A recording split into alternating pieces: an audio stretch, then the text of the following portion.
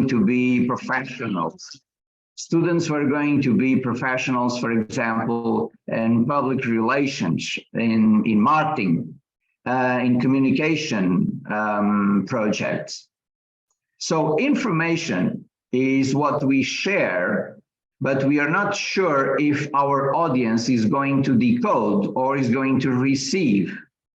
For example, when we are paying attention to news that are being broadcasted, well, the broadcasting station might have prepared extraordinary news, might have very interesting information, but if we don't have, for example, we don't have the platform to access information, well, we don't have communication.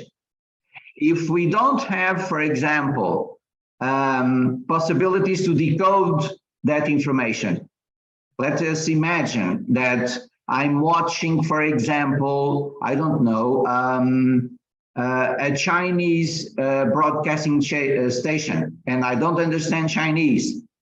So I don't have communication. Let us say, for example, that the news reporter, the journalist, is using, for example, a word or an expression that is not familiar, that is connected, for example, with scientific research, and the common public cannot understand that expression. So I have information, but I don't have communication. So it's not working. When we have communication, then when I speak with my listener, we can exchange places. And I can speak now, and my listener is listening. And then we can have the opposite side, because my listener can say, oh, this is a very interesting information, and I truly understand what you are saying. So I would like to ask you, and this is feedback. So communication without feedback is not communication, it's just information. This is feedback. It's when our listeners talk with us and ask questions, have doubts, want to know more something about this that I'm explaining, for example. Again, in my classes, when I explain to my students a concept, a theory by an author, if I just share information about that author, about that theory, then I'm just giving information. If my students get our information, they decode the information, they analyze information, they assimilate information, then I'm truly communicating, so I'm reaching them. This is why we need information, of course, but we need to create this bond, this empathy. So we have to connect with our listener.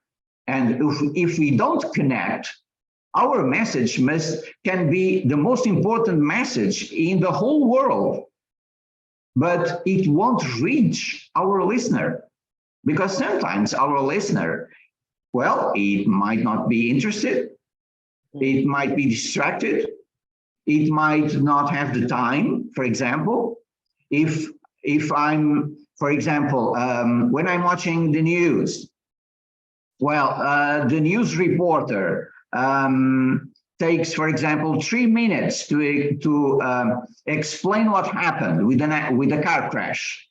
Well, I don't have 3 minutes to understand this, because communication now is so fast. I only have, for example, 20 seconds. I need 20 seconds to understand what happened. So if I understand in 20 seconds what happened, okay, I will be informed. If the news reporter continues in detailing and giving details, I won't find that interesting anymore. So I know the basics, I know what happened, I know the consequences, but now I don't need that extra information. And unfortunately, nowadays, we don't have the psychological time to pay attention to what we receive. our students do not have the psychological time to receive all the information we are giving them. This is why nowadays our classes cannot be, for example, classes that can take 2 hours or 3 hours. And we have to create pedagogical innovation procedures to carry out the message and to create this empathy with our students. So, but now we are talking education, and this is another field. This is perhaps another topic. Right. Thank you so much for explaining better. Now I understand because I'm also learning and I need to know, and I know that I always communicate and I want to know the differences between the information, gathering information or being communicated to, because I believe that is very important. And now I know the reason why my mentor always likes people to ask questions, because he wants dialogue. Now I know the reason. You know, it's good to understand. And it's very important that we get the message. Very important. So thank you so much, sir, for this wonderful communication, because I'm communicating. I'm not just listening to information. And you are communicating to me. So I've learned a lot today.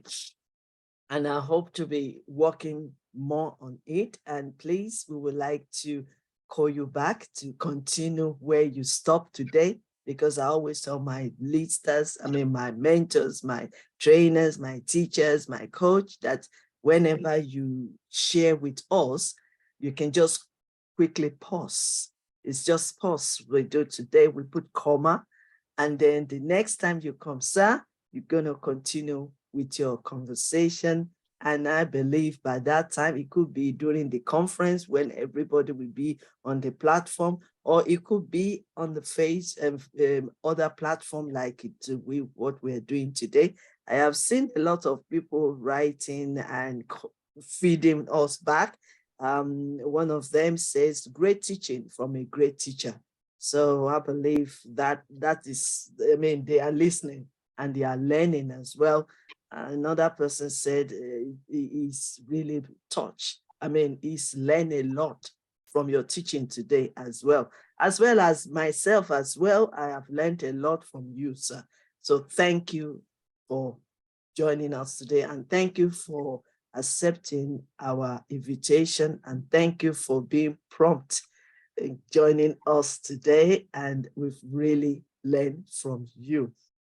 I also like the fact that communication, when we're talking about communicating with others, we have to create bonds, we have to be empathy, and we also have to connect. So, and connect with our listener, because it's about give and take. So it's, I like the way you analyze it, and it's true. The little you can gain from somebody that is giving us information, they will pack all the information and give it to us, and they've gone. And I think that sometimes we lack that in the classroom as well, because some lecturers, they just come in and then they say, all right, this is this. So you go on. And that is where we have to research ourselves as a student so that we can know more.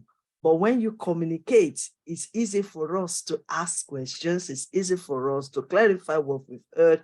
It's easy for us to understand it. So I'm learning too. So thank you so much, sir, Dr. Luis Cardoso from Portugal. Thank you for joining us today. Wow. Okay. Thank you. We really appreciate it. Thank you so much. Okay. Thank you. Thank you. Thank you. Thank you. Thank you so much. We have Father Ro Basila joining us on the Zoom for one purpose of listening at the background, observing, feedback, and also recording. So that is why he's here with us. He gave us a powerful message of relationship with Jesus Christ yesterday, being the Good Friday, and we've recorded that as well. So if people want to listen to or watch that one, that is okay, because we are talking of different relationship. Today, you're talking about communication for relationships, you know, so it's not only just family relationship, we're talking about every relationship. That's what we want to be discussing on this masterclass. So thank you so much, sir, once again, and we wish you all the best and have a wonderful weekend. Okay, You too, right. Michael. Thank you so much.